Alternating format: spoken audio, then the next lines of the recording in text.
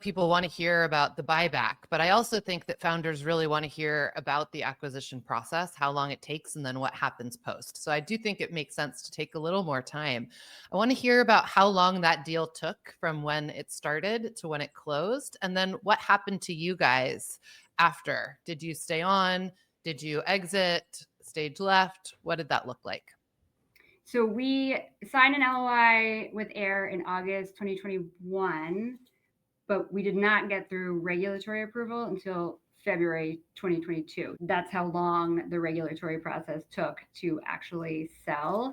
So we were sort of like in this middle of nowhere for 6-7 months while the state sort of went through everything and decided what to do. And I made the decision to stay with the brand as a therapist and as someone who was just really focused on what else can I do to help the stigma. I cannot believe how far we've come. It's been really fun to be part of that, working with AYR to figure out, okay, how can I help in that way? How can I travel around and help you in other states and really focus on what my dream had been all along, and that is to really help people understand that you don't have to just eat a brownie and be high for the next 24 hours. You can actually have a good experience that's consistent, that, we all know how we feel after one glass of wine, right? Like, we want people to feel that way about cannabis as well, so that we don't keep hearing these stories about people having these terrible experiences. So,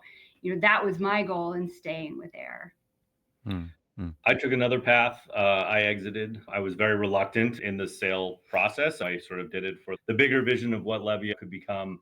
And, candidly, the build process of LEVIA took a long time, and it had taken a lot out of me. My mental health had definitely suffered, and it was time for me to sort of take a step back and put myself and my family first, our family first, during that time.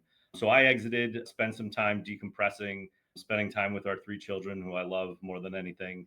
And then ultimately ended up partnering up with some partners to create another product manufacturing company, really focused on what we believe to be the next wave of things to come in the cannabis industry, which is social consumption.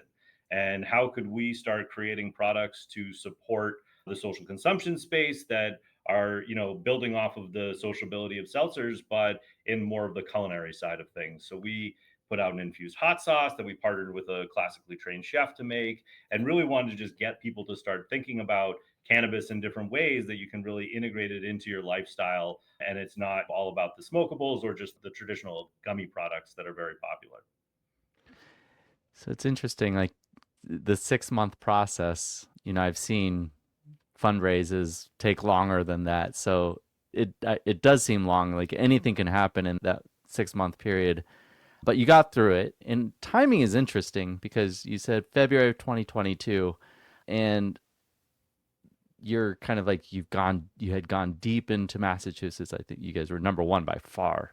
And now you're teamed up with this MSO who had a very beverage focused strategy and access to a bunch of different states. And then at the same time, 2022 was a big year for kind of when THC beverage in the hemp channel started opening up later in the year. And Minnesota started going through its legalization process.